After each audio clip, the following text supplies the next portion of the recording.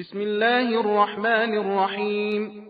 الله يبسط الرزق لمن يشاء ويقدر وفرحوا بالحياة الدنيا وما الحياة الدنيا في الآخرة إلا متاع.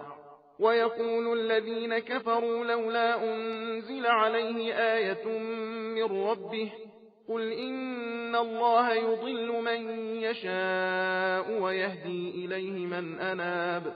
الذين آمنوا وتطمئن قلوبهم بذكر الله ألا بذكر الله تطمئن القلوب.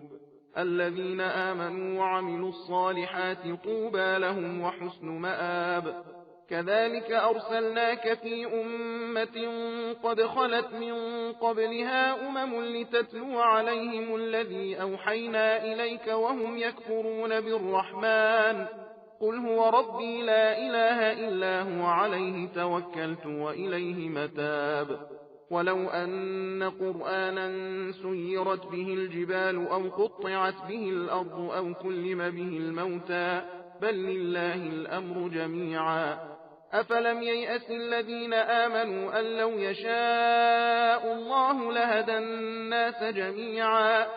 ولا يزال الذين كفروا تصيبهم بما صنعوا قارعة أو تحل قريبا من دارهم حتى يأتي وعد الله إن الله لا يخلف الميعاد. ولقد استهزئ برسل من قبلك فأمليت للذين كفروا ثم أخذتهم فكيف كان عقاب. أفمن هو قائم على كل نفس بما كسبت وجعلوا لله شركاء قل سموهم أم تنبئونه بما لا يعلم في الأرض أم بظاهر من القول بل زين للذين كفروا مكرهم وصدوا عن السبيل ومن يضلل الله فما له من هاد. لهم عذاب في الحياة الدنيا ولعذاب الآخرة أشق وما لهم من الله من واق.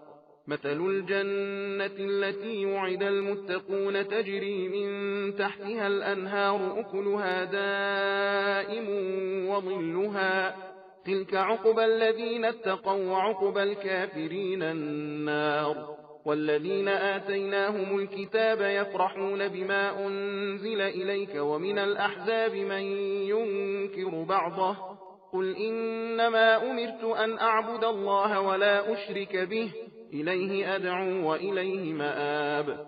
وكذلك أنزلناه حكما عربيا ولئن اتبعت أهواءهم بعدما جاءك من العلم ما لك من الله من ولي ولا واق. सबील कुरान हिदायत का रास्ता।